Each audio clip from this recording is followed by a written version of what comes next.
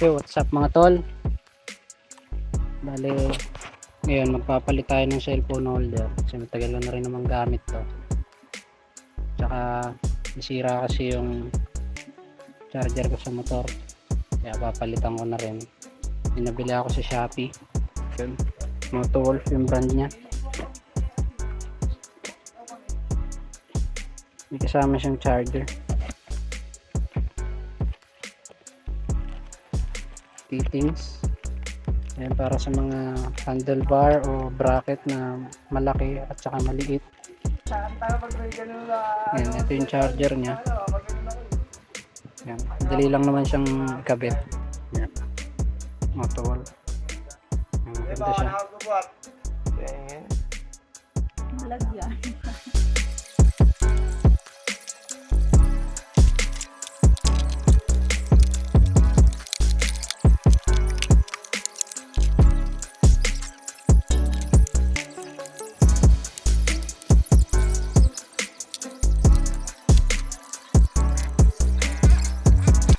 Mga tol, tapos ko nang i-terminate yung kasamang charger ng cellphone holder natin ikakabit.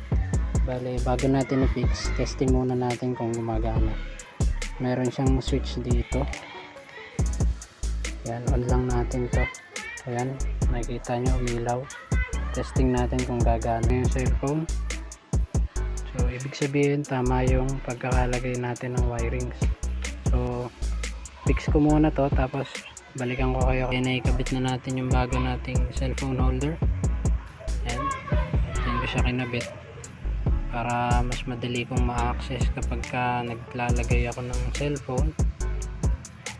Saka binukod ko yung charger nya para hindi masyadong mahaba yung naka-expose na wire. Ayan.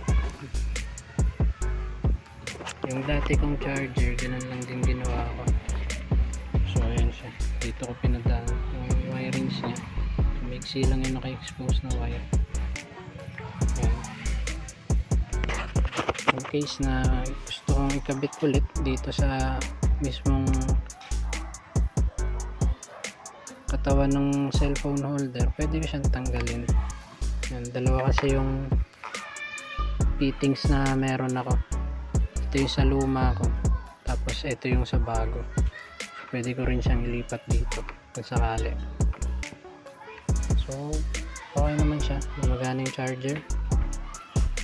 Magandaan nito, naro-rotate natin yung cellphone holder natin.